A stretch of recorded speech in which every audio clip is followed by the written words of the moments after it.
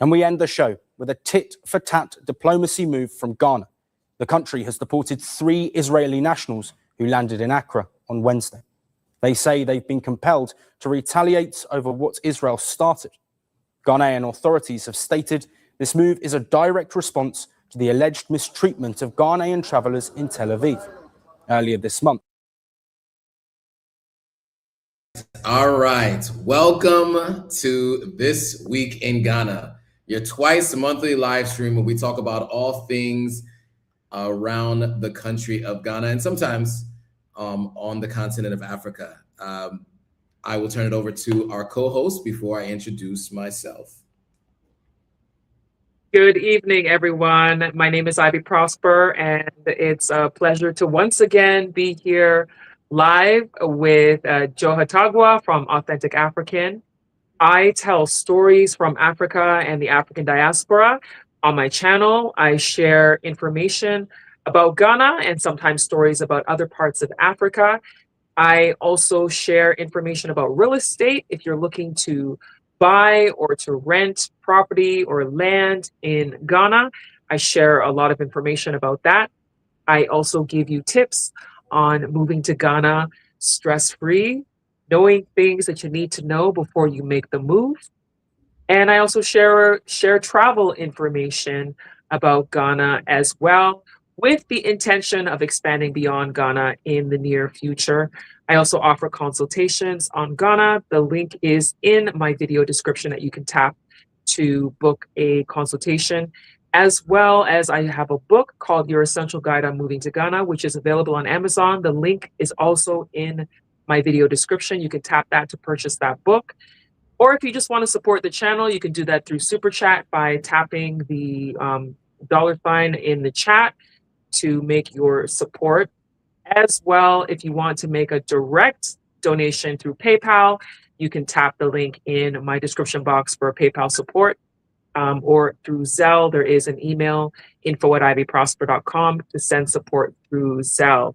As a content creator, many of us like to use PayPal, Zelle, and other ways to get support because it goes directly to the creator. When you do the super chat and the super thanks, YouTube actually takes 30% of that. So if you've sent $10 on a live stream to someone through YouTube, that creator is getting $7 because YouTube, Google is taking $3. So that's why sometimes it's great to support the creator directly so that they can get the support they need to continue the work that they are doing. Excited to be here today to have this conversation with breaking news from Ghana. Awesome. And I am Joe Hatagwa from Authentic African. Our goal is to get people to do one of 3 things or 2 of 3 things. Visit, move, and invest on the continent of Africa. We're bridging the gap between those living in Africa and those living in the diaspora. You can check all of that out on my website. It's AuthenticAfrican.com. We also have merch for sale. The merch does say all things related to showing your pride about the continent of Africa. So we have stuff with Stolen from Africa and just calling out the colonizers of Europe. And also we have some things around the Moors and their ruling of Europe for the time period that they did, 700 years or so. So if you're interested in any of that, you can go to the website and find it there. All right, so today we have a number of stories that we are going to be covering. First of which you saw at the onset, and that is Ghana deporting Israelis in retaliation for alleged mistreatment of Ghanaians in Tel Aviv. I'm going to play a little bit more of this video, and then we will have some commentary on the other side.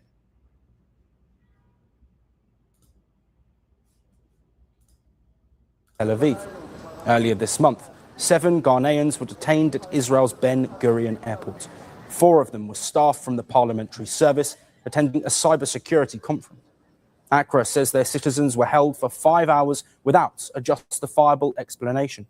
3 of them were deported, while the rest were released after intense diplomatic pressure. Ghana's foreign minister called the treatment humiliating.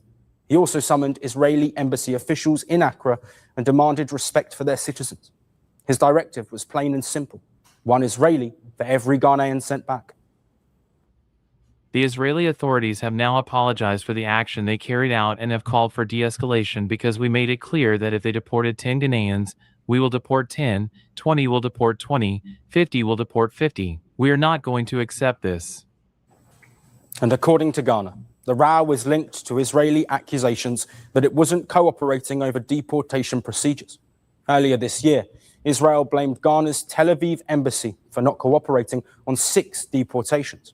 One involved a Gabonese national, another was too sick to travel. Ghana rejects that entirely. Their embassy insists it follows international law completely. The tensions also come against the backdrop of Accra's outspoken stance on the Israel-Hamas conflict. The West African nation has always maintained support for a 2-state solution. Okay, so I think that point that was made there at the very end is likely why things happened the way they did in Tel Aviv. But your thoughts on this story, Ivy? Well, you know, it's hard to really have strong thoughts on it, because I know that there have been, you know, different reports where I see different speculations, different information to know what the hard facts are.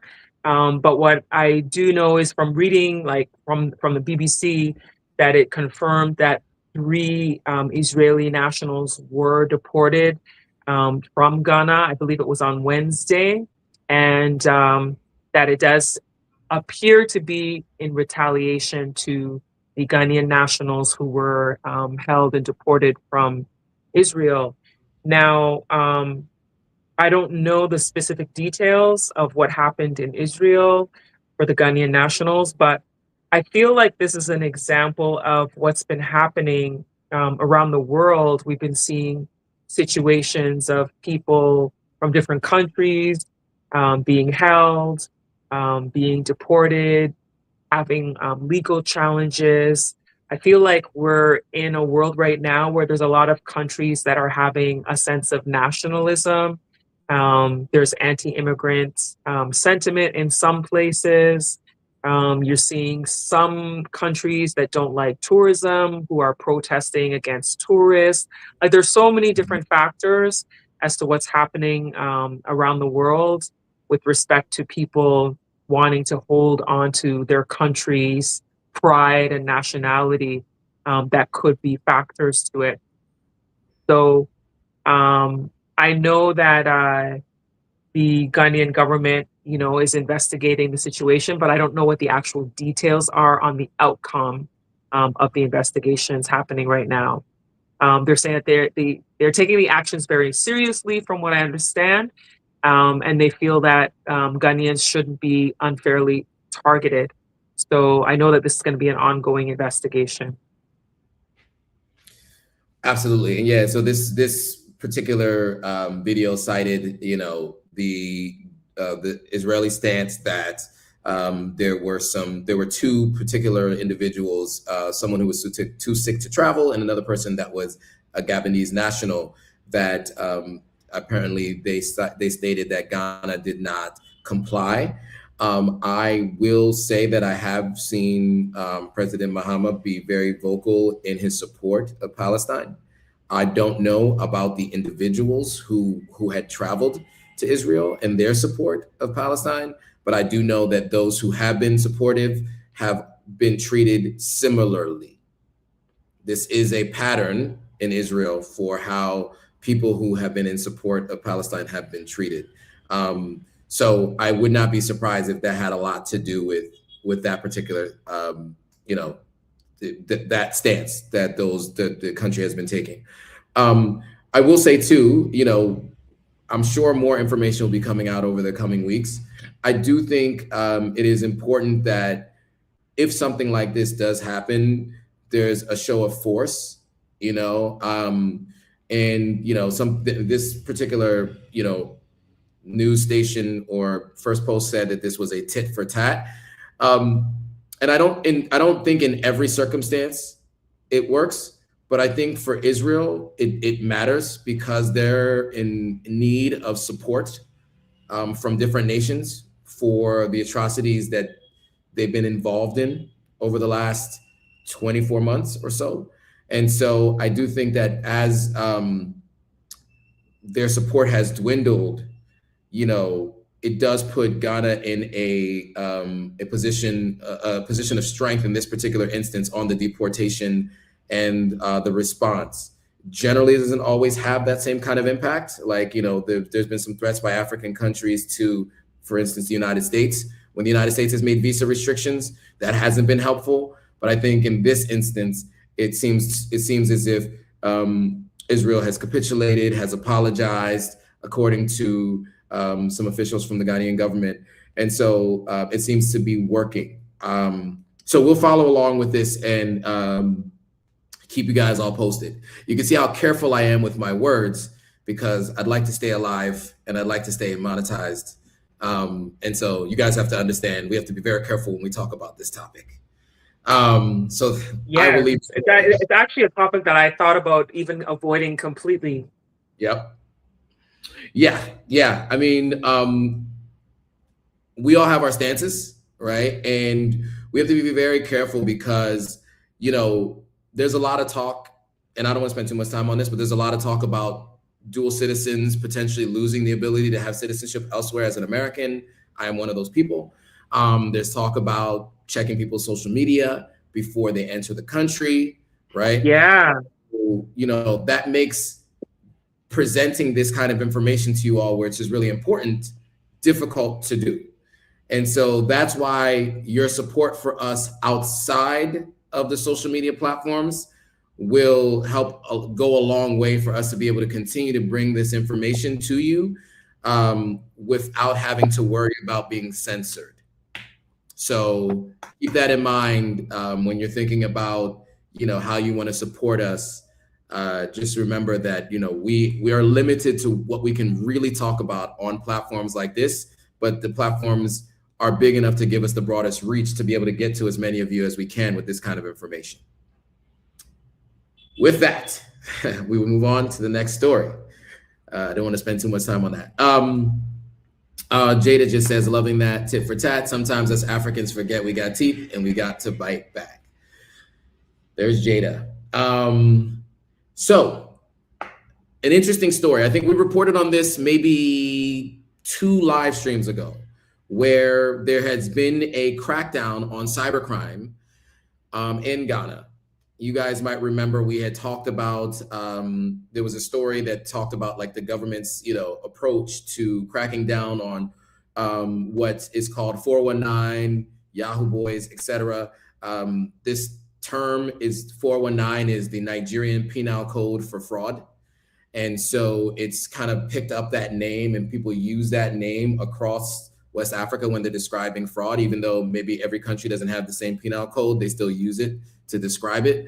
And then also too, Yahoo Boys just references in the early 2000s, the Yahoo email addresses were the first to be widely used in places where some of these scams had originated from. And so that was the reason for being called Yahoo Boys, because they were using Yahoo email addresses to do those print scams, bank account scams. You've probably seen these emails in your Yahoo email address. You know what I'm talking about.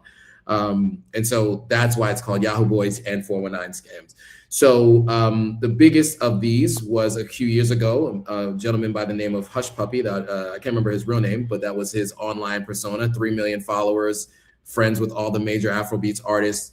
He is currently is in, if I'm not mistaken, he's in Brooklyn, but he's definitely in New York City in the United States, serving out was it a 6-year sentence, or was it a 6 to 12-year sentence? I can't remember exactly what it was for this exact offense. And so Ghana has been cracking down on this, and there's a story that speaks to the fact that a Ghanaian national and 32 others, it seems like in separate but similar instances, were accused by authorities, in this case, this Ghanaian national, of $8 million romance scam allegedly linked to a massive luxury mansion in Ghana. So I'm going to play this video and maybe another quick video just with the response from the the minister in charge of this, so you guys can get a chance to kind of see what exactly the lifestyle was looking like for individuals who had been participating in this illicit activity. Here's one of the biggest mansions in Africa, Ghana. Abu Trica's house inside Swedru.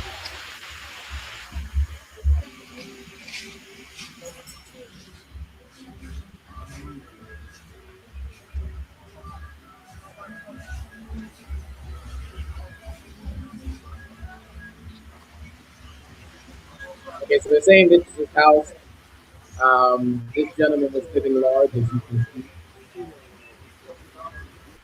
And then I just want to take you to the minister's response really quickly, because I do think it's important to hear from them directly what exactly has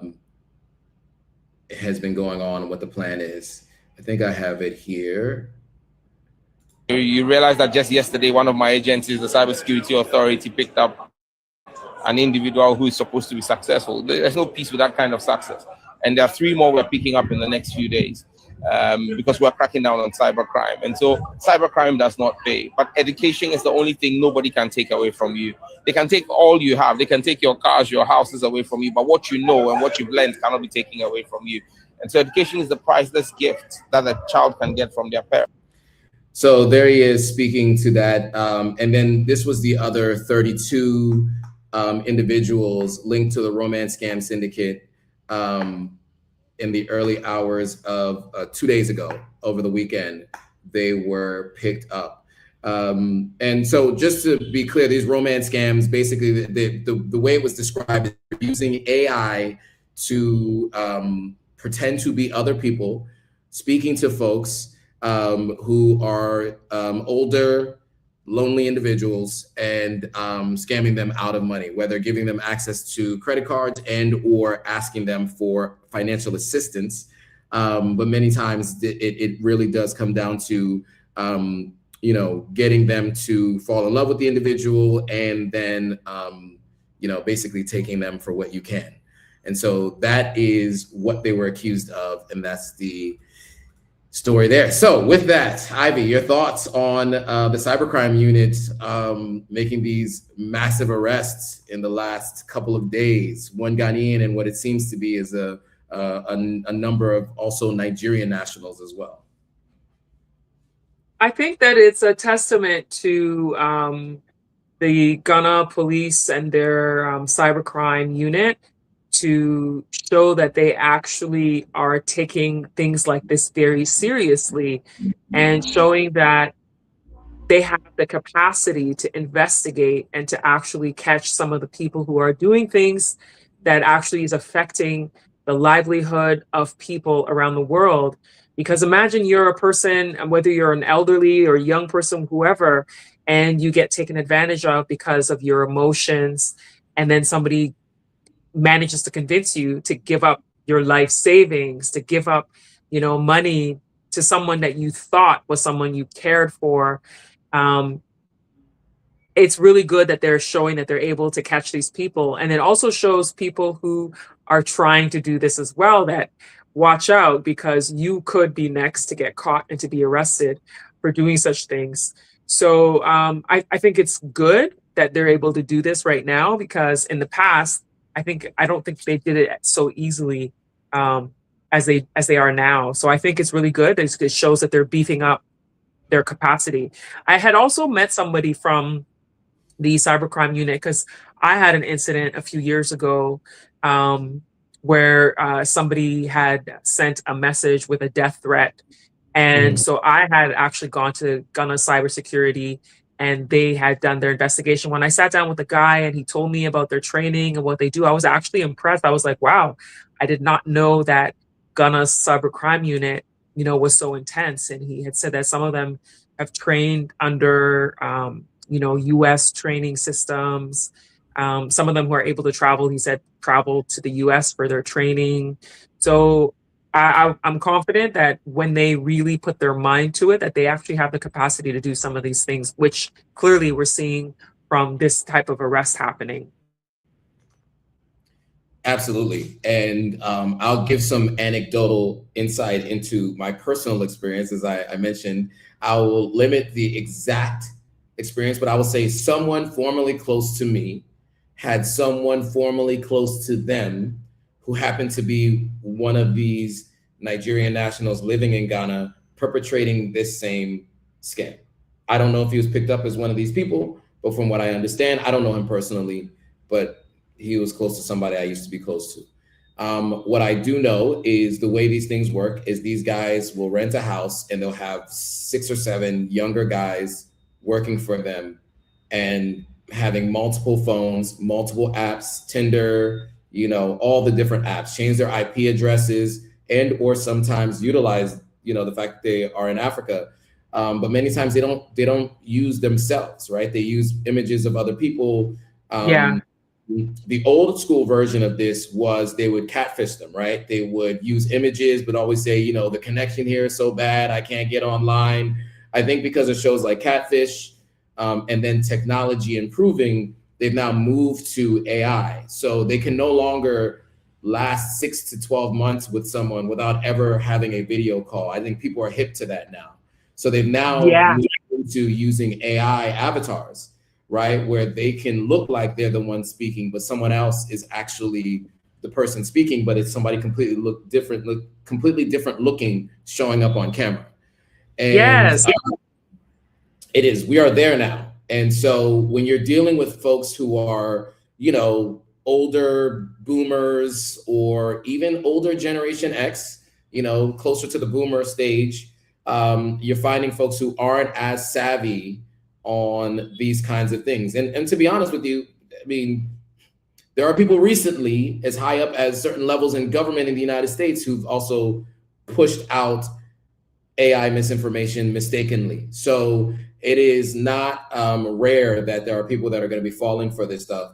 But from what my understanding, these individuals have giant windfalls. I mean, sometimes they can get $10,000 at a time, $15,000 at a time. And the guys running the scam with all the people working under them pay those guys just a housing fee. And those guys just get to be around you to learn from you. And then they go off and do it themselves. But the person who's running it gets to keep all the money. And so when you're traveling here and you go to the club and you see people who look like some of the biggest rappers you've ever seen with the iced out chains and the big watches and the big bracelets, you can probably guess what their method of income generation is. And so, it's been a well-known topic. It's been something that people kind of whisper about, talk about amongst each other. It's not something that's seen publicly discussed as much, but you see it now. It's being, it's to the forefront of this particular government in Ghana, and they are cracking down. So, as you said, Ivy, I think these arrests show as a deterrent for other people who think that they can get away with it. Many people leave their country and do it in other countries because their countries have figured out how to track these kinds of things. And so now you see them in Ghana attempting to do it, but now Ghana is not standing for it. So yeah. I don't know if you have any other thoughts, but those are my thoughts on that. Yeah, definitely. I think, you said a lot of things that are accurate, especially with the whole AI thing. People are able to do things to fake calls. I had an incident where there was, I rarely respond to random messages. I get a lot of messages from men in my DMs on all my social media. And I don't respond to like 99.9%. I don't respond. And so one of them, somebody sent a message, and then I was like, you know what? Let me just respond to this one person. And so I responded. The person just said that they liked my content. So I responded and said, thanks. And then next thing I know, he's now complimenting me, saying I'm attractive and all this kind of stuff.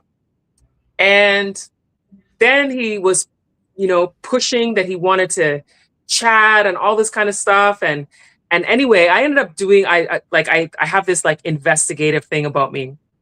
I was able to check with the photo he had in his profile, because you can upload images to Google Images and search. So I uploaded his image to Google Images, and the Google search showed 10 other profiles that had the same guy's picture. And then there was a video of the same guy on another platform. And it was just like, just the whole long thing. I was like, yeah, this guy's a fraudster. And then I didn't engage. I just blocked him. So, you know, if you take the time to try to figure out if this person's legit or not, you can usually find out if the person's fake, and ask certain questions. I think that not only in romance scams, but in general, people get scammed on, you know, through their WhatsApp, through social media. You know, you hear about people's Instagram getting hacked, and it could be, you know, a link someone sent, you know, any little thing. Be suspicious. So for instance, I have a friend who usually communicates with me on WhatsApp or on Instagram. Then all of a sudden, this friend started sending me text messages. And I'm like, this person doesn't send me text messages. This is very unusual. And immediately I was like, this person's phone must have been stolen or something, that now the person is texting me, which is unusual behavior. And so we always have to ask ourselves, like, think about the people you know. Is this behavior normal? You know, is it out of the ordinary? And then you can kind of start asking questions. And it was like, I don't think this is the person. I think it's someone else, you know? So be on high alert, be aware of people's behaviors, because, you know, these kinds of scams can happen, not just romance scams, but just in general, these kinds of things are happening, especially on WhatsApp. You know, recently my aunt's WhatsApp was hacked, and then the person started sending me messages and asked me to send them 900 Ghana cedis. And I was like, this aunt of mine would never ask me for 900 Ghana cedis. She would never ask me for money. And so then when I started asking questions, I was like, when's my birthday? Like, start asking these questions that if the person knows you, they would know some of these answers. And I'm like, I just talked to you yesterday. What did we talk about? Then suddenly the person's like not responding, because now they're realizing I'm checking to see if you're really who you say you are, you know? Right. So yeah, ask yourself questions before you really engage. Yeah, that's a great point. And I'll just add one more piece to that before we move on to the next story. So those of you who are traveling to West Africa, to Africa in general, international travel, you're going to start using WhatsApp more, right? You can become a part of the WhatsApp culture. Things get forwarded all right. People love to forward stuff. And then the other thing is, you're going to be joining a lot of different groups, and you want to be in groups. What a lot of these groups are open to the public. They don't require, not everyone requires a verification before people enter their groups.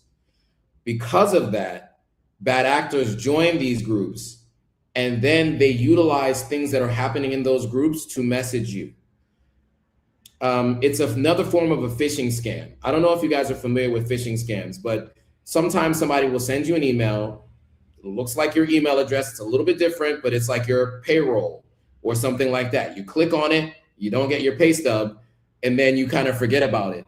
Well, 6 months down the line, they now have information. They've now combed through your emails, and they might email the finance team and pretend to be a client and say the bank account changed. And this happens all the time. So a similar version of that happens on WhatsApp. They'll join a group, and let's say the group has an event coming up, or Zoom coming up, or they have an event you have to register for. So they'll look for that registration, and then they'll send you a private message and say to you, hey, you forgot to register. You need to register now, or else you won't be able to get in. And just think about any time somebody uses a sense of urgency like that, when they don't normally do that, right? Yeah. So you need to do this now. If you don't do this now, you're not going to be able to get on this trip. You're not going to be able to do this. You know, all the different ways that they try to use a sense of urgency to get you to move now. Because if you sit down to think about it, you're going to maybe make a different decision. So they use a sense of urgency and a fear of loss to get you to make that decision. Yeah. Once they do that, that's when you end up getting messages like what Ivy mentioned, or messages like what I got. So you guys might remember Aisha Ladan, who has been on the channel before. We went through what the conversation looked like between the person who had hacked her account and what they said to me. And I think it was also because she had been in a group and she clicked on a link. And then another friend of mine Same thing happened with her. She was in another group. I get these messages all the time. I'm in about like 50 different groups on WhatsApp. So I get messages all the time.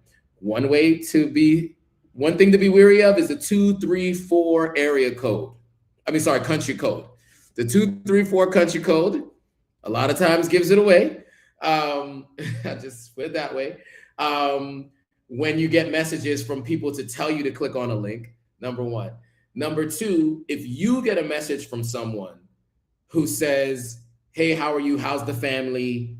Very generic messages. I got those messages and I was like, I'm good. I'm just planning them, this and that, whatever. How are you doing? And when the responses don't directly correlate to your question, it's almost like a script. That's something to pay attention to. And to your point, if they start asking for money in ways like, I'll promise they pay you back by tomorrow. Can you just send me 200 or 900 or 1,000? I was asked for $2,000 by somebody through one of these before. And so obviously those are red flags. And so these are all ways that are outside the romance scam that people use. And, certain things just will be a red flag. Like for me, both of these people were married women asking me for money. And so at first I was like, something must be going on in the family. But I was like, no, I don't think I'd be the person you would go to, either one of them. They have they have a long list of people they can go to before they get to me. That's the other thing to think about is like, who else could they have gone to before they got to you, especially in these instances? And so I immediately screenshot it, sent it to them, through separate means, right? So the first one, I couldn't do that with her because it's the only means of communication I had with her. The second one, I sent it to a friend and said, hey, don't send any money to this person and make sure you call her and let her know on whatever other phone line you have for her, if you can call her direct or whatever, to let her know what's happening because somebody hacked her account. And so luckily she had gotten a couple of phone calls and something seemed off. And so that was a way for them to find out. So so these things happen frequently. So definitely don't click on any links that you're not aware of. One way to be 100% sure is if you just get a random link from someone, never click it. If somebody sends me a random link out of nowhere, even if they're used to sending me stuff, because almost everybody who sends me something with context, right? Like people will send me stuff they want me to post on Authentic African. They usually send it with context. They don't just send a link. So if you just get a random link, you should probably respond back like, what is this link of, right? And then you can go from there to determine if you're going to actually click on the link. So that is a recommendation I make. It's a long diatribe, but I think it's important for you guys who are all thinking about coming to the continent, who are going to be using WhatsApp. These are things that are going to happen that you need to protect yourself from. All right. With that, I think we can move on to the next story.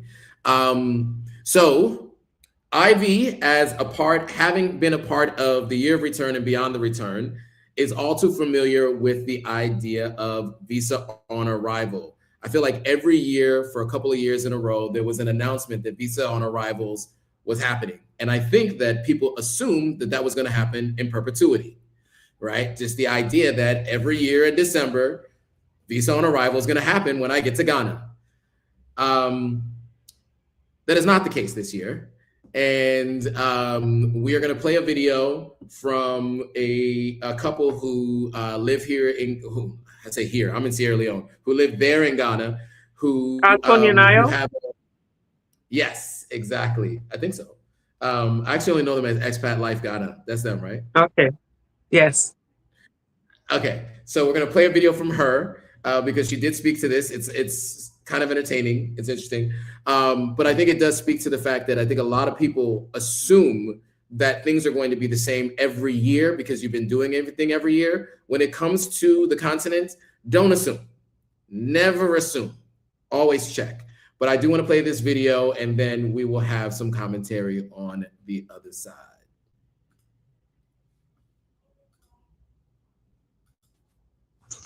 Don't come to Ghana, at least not without a visa. Everyone's talking about how you can just visa on arrival right now. Like you can just show up at the airport, no big deal, just walk right in and you'll be fine. Lies. All of them are lies. Listen, you cannot show up at the airport and just get a visa right there to get on your plane. Your airline will not let you on board. You have got to have a pre-approval to get a visa on arrival. There is no visa-free travel to Ghana right now. You cannot visa on arrival and just show up at the airport. You have to have your visa situated before you get on the plane. So before you pack anything else, before you start WhatsApping your friends and telling them that you're coming, you need to stop right now and make sure your visa is taken care of. I'll see you in Ghana soon.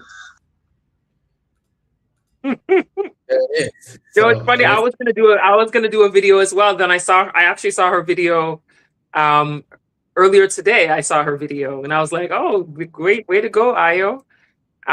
Yeah, I keep getting messages from people every day for the last few weeks asking me if visa on arrival is happening. Has visa on arrival started yet? When is visa on arrival happening? And it's because over the last few years, since the year of return, Ghana has been doing the visa on arrival for anybody coming to Ghana during the December in Ghana Deti December season. Usually from December 1st until January 15th is when it's been happening, over the last few years. But now with the new government, there is no visa on arrival this year.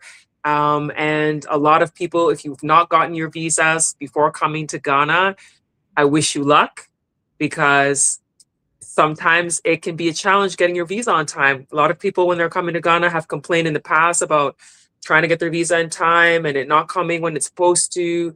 Then you find out about these last minute situations that people are having to change their flights because they didn't come in time. So if you've not gotten it by now and you were planning on coming this month, I wish you luck, because you may not be able to come. It's quite possible. If you don't already have your visa, you can certainly try and get an express one, but know that there's a possibility it could delay, which means you could end up delaying your plans to come to Ghana. Yeah. Yeah, great point. Yes. And so, for context, I think I spoke about this maybe last week or 2 weeks ago. There's an expectation of at least 1.5 to 1.7 million people or so to visit Ghana this year. I don't know how many of them are expected to be in December, but we do know the largest number of people who visit, according to the reports that I've read, come from the United States. And many people who watch these live streams are from the United States. And so that would mean there would be a huge backlog of people trying to get visas to get in, because everybody's finding out last minute that you can't do visa on arrival like they had been doing the last few years. So there are ways to get expedited visas. You can pay a little extra. I've never had to get a visa to go to Ghana. So to be honest with you, I don't know the process. Google it. Since I've been going to Ghana, I've never had to have a visa, put it that way. I would have had to, but I've already been an ECOWAS citizen, so I don't need a visa. So I do definitely recommend you look into expedited services if you need to get it done. There are people on the ground who offer services. I don't know how much faster that'll happen. I'm not going to give any recommendations right now. I say, look it up online. I'm going to look into some of the resources that I've talked to previously. If I can offer those as resources, we'll put them in the comments as a follow-up to this video. But if you don't have your visa already and you're planning to come this weekend, you might want to rethink your plans, right? It is very challenging, very, very challenging. Yeah, there are some travel companies that have made arrangements to help people getting visa on arrival when they've already booked packages with them, because sometimes they actually have a contact within Ghana immigration that is supporting them when they have, large groups that are coming.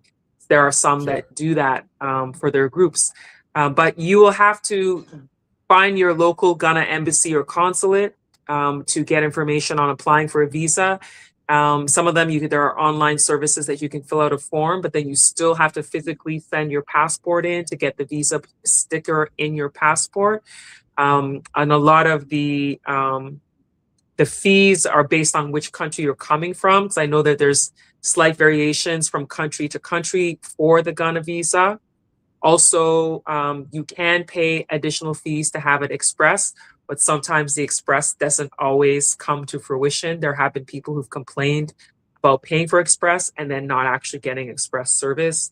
Part of the process of getting a Ghana visa, they ask you have to have the yellow fever vaccination, which sometimes is a hindrance for people in getting their Ghana visa, because the yellow fever vaccination, there are limited places that give that vaccination, and you often have to book it ahead of time. And some places, there's weeks and weeks before you can even get an appointment to get the yellow fever shot in some countries. And the fees are quite high. I've heard of people talking about paying between $200 to $300 to get the yellow fever vaccination. Now, Ghana has the yellow fever vaccination on arrival, but the problem is your airline will probably not even let you board your flight if you don't have the yellow fever vaccination, proof of vaccination.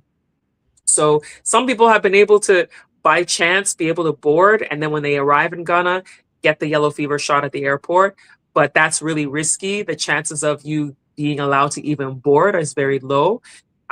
Typically, people who have special certificates from a medical certificate, like if you have a medical condition where you can't take the yellow fever shot, you would have to get a certified medical certificate from a medical facility, your doctor, to prove why you couldn't get the yellow fever vaccination. Also, Ghana visa application asks you to have an invitation letter attached to your application. Now, that invitation letter would be if you're going to be staying with somebody or visiting someone, that person would write a letter as they are going to be your host while you're in Ghana. If you don't have a host because you're a tourist and you don't know anybody in Ghana, then that would be something from your hotel or Airbnb host, whoever it is at wherever you're staying. They would have to have a letter or a document stating that you're going to be hosted at their apartment, their hotel, their guest house, whatever it may be. So that's also something that gets added to the application. You also need to get passport size pictures that are included in the application. I think it's either 4 or 6 passport pictures that they ask for to be included in the application. So those are some of the things that you need. And then your passport from your home country must be at least 6 months away from its expiry date, or you wouldn't be able to apply for the Ghana visa. So those are just a few tips to help you, those of you who are applying for a Ghana visa, that you need to know. Yeah. Hope that helps. All good, exciting, good information. See, I love having these conversations with you because you have all of the details. So yeah, for those of you who are planning to come, think about all those things that you need, right? Your Airbnb host who might already be hosting somebody right now in the middle of communicating with them is now going to have to step away from what they're doing and put something together for you, because many people stay in Airbnbs. Your hotel might be booked and busy, as they say, and so you're going to have to reach out to them and get something from them. So wherever you're staying, needing that information is going to be really, really, really important. Right. Yeah. And keep in mind. So no, go ahead. No, go ahead. You got it. So keep in mind, as you said, as Joe said, most of the people coming to Ghana are coming from the United States. So they're coming with US passports. So you need to get a visa, or you're coming from Canada or whatever. There's countries that you need a visa. But some people have more than one nationality and you can travel on another passport. Make sure that you carry both your passports with you if you are traveling another passport. And when I say that, what I mean is, for example, there was a year, I think it was in 2021, when someone came to Ghana on their Jamaican passport, because Jamaican passport holders do not need a visa to come to Ghana. And so this person came on his Jamaican passport. Now, when he was going back to the US, he was not being allowed to enter the US because he was carrying his Jamaican passport and he was being asked for a visa because he left his US passport at home. Do not do that, because then you won't be able to get back into your country when you're carrying a passport that requires you to have a visa. So you would show your Jamaica passport when you're coming to Ghana. then when you're going back to the States, you show your US passport or whatever country that is that you're coming from. So make sure you don't make that mistake like this person made, because then this person had to go and try to get an emergency passport from the US embassy in Ghana, because now the person wasn't going to be able to travel back to the US, because the airline was like, where's your visa to come on board to go to the US? And he's like, well, he's American. Well, where's your US passport? And so that's what happened. So make sure you don't make that mistake. There's some of the countries where you do not need a visa to come to Ghana, include Jamaica, as I said, Trinidad and Tobago, Barbados, and then, of course, the West African countries. If you have passports from the ECOWAS countries, you also don't need a visa to come to Ghana. And I think in other African countries that you don't need are, I think, Botswana, Eswatini, Seychelles. I think South Africa now has a reciprocal relationship with Ghana, that they don't need visas to come. Morocco, the people from Morocco don't need a visa to come to Ghana. Namibians don't need a visa to come to Ghana. So there's different countries. So look into your home country to see if you're one of those countries where you don't need a visa to come to Ghana.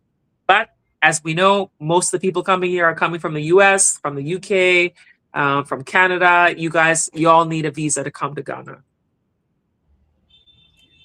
There it is. Really, really helpful and useful insight. I don't know, something happened. Somebody's spamming the chat, but all right. So moving on to we're spamming the live stream. The numbers look crazy right now.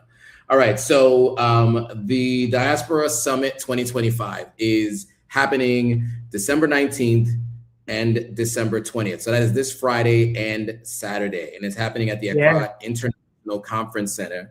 It's called Resetting Ghana, the Diaspora as the 17th region.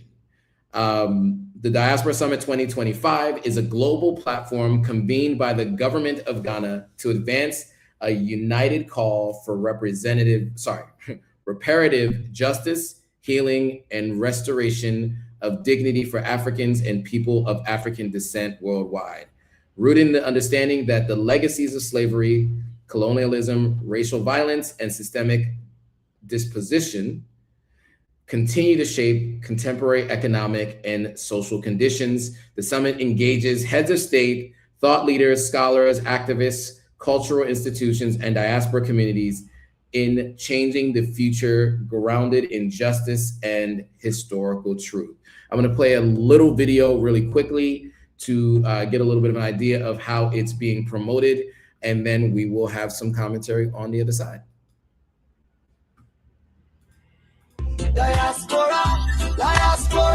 Under the distinguished patronage of His Excellency President John Dramani Mahama, the President of Ghana's Diaspora Summit will deliver an unforgettable experience as Africans and descendants of Africa worldwide converge on the center of the world for the most anticipated event of the year.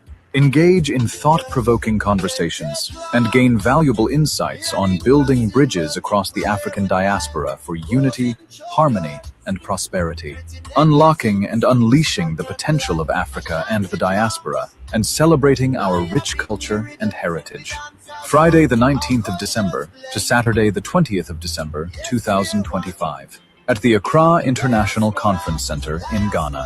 Connect, collaborate, and celebrate. Educate, empower, and elevate. Be part of history. The inspiring oratory of influential leaders and changemakers, captivating cultural performances, and spectacular celebration with our global honorees from the African, Caribbean, and diasporan family. We are family. You will love it. Dress code, elegant. African and Caribbean attire encouraged. To attend, register now at www.diasporasummitghana.org. See you in Accra, Ghana. All right. So, Ivy, your thoughts on the Diaspora Conference? Well, I think it's going to be a big one, to be quite honest, because I missed the launch event that they did, but the launch event was huge. They had a lot of people who attended the launch. And so I anticipate that the actual event is going to be very big.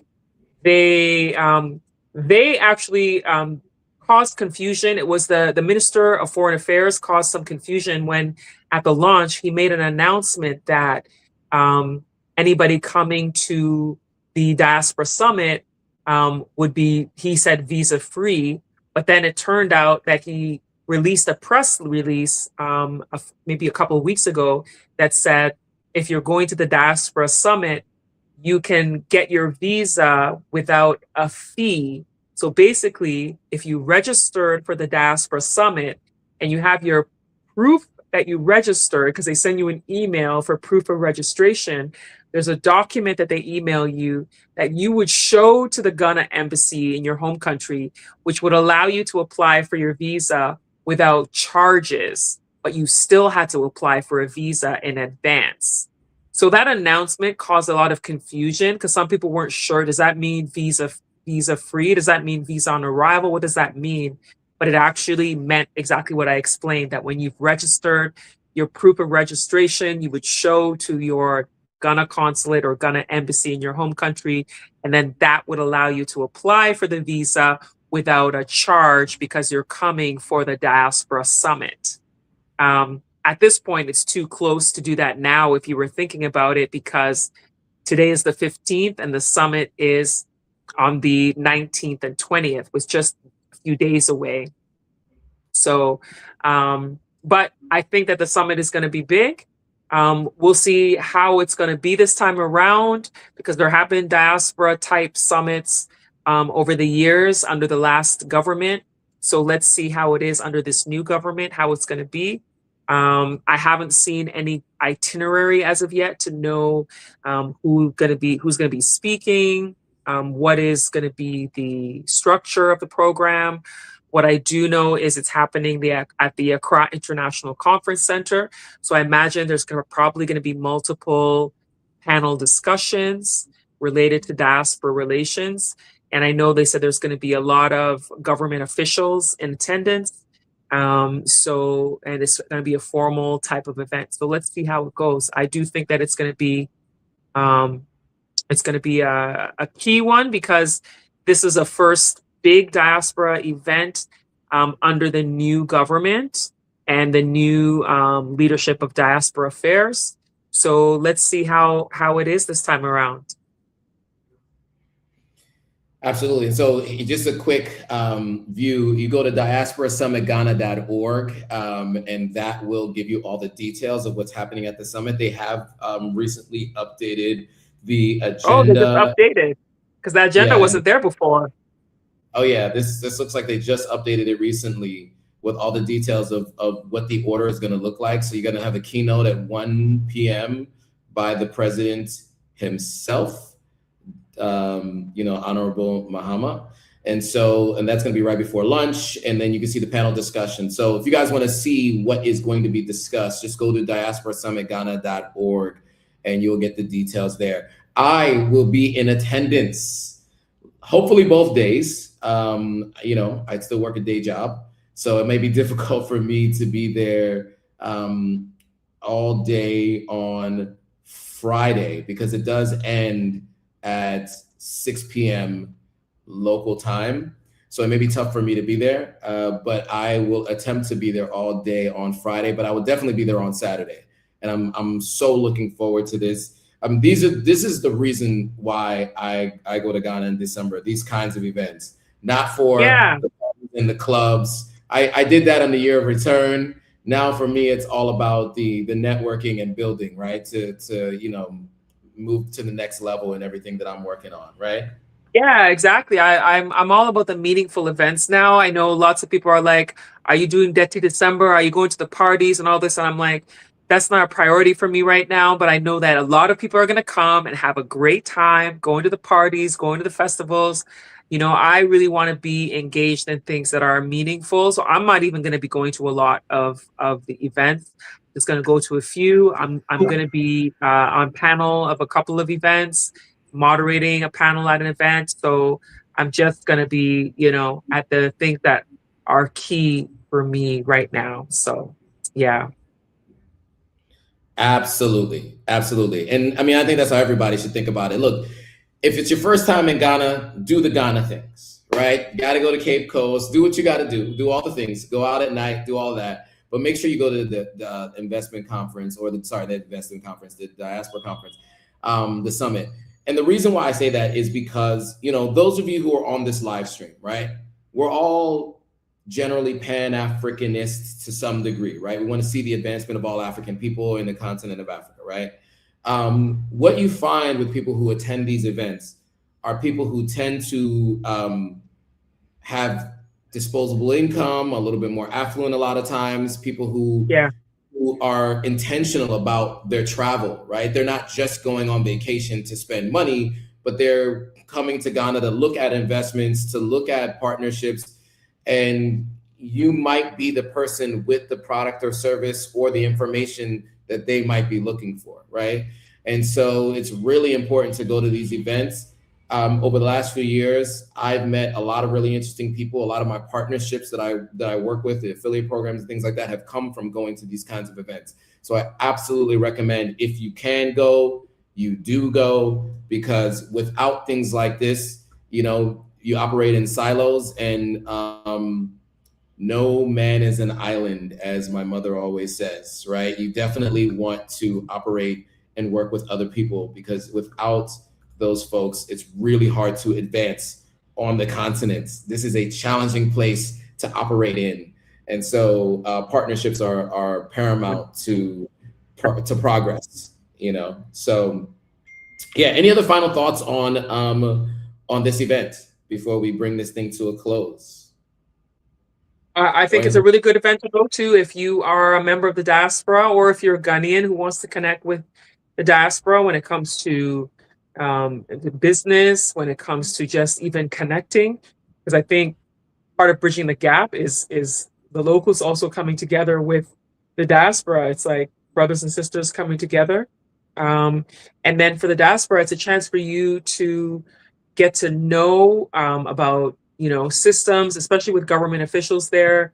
There's going to be conversations that may be beneficial to you when you're trying to start things in Ghana, when you're trying to understand the systems, understand the people. It's a good place to go and network and connect with people. So I think that it's going to be a really good event, to be honest. Nice. I'm looking forward to it. I'm absolutely looking forward to it. So I saw a couple people saying that they'll be attending. So hopefully we'll be able to catch up in person at this event. I'm looking forward to seeing you guys all there. I want to thank you guys all for joining. You know, we try to do this twice monthly. You know, the next one would be in the new year, it looks like. So depending on the day of the week and the situation that week, I don't know what day of the week it might be. But if we are back, we'll be that first week in the new year. If not, we'll be 2 weeks after that. But we look forward to seeing you guys. Enjoy the holidays, whichever holidays you celebrate. You know, to all the different denominations of all the things. You know what I'm saying? Whatever you celebrate, happy holidays to you guys. This live stream will not be back before those end of December holidays. Happy holidays, everyone. Happy holidays. There it is. All right, guys, thanks for watching. If you haven't already, follow Ivy on all platforms, follow Authentic African on all platforms. Make sure you like, comment, subscribe to the YouTube channels. Those things you can do for free to support the channels. If you want to support us in any other ways, they will be in the description as well. However you can support, we greatly appreciate it. And with that, thanks for watching. See you guys all in the next video. Bye for now.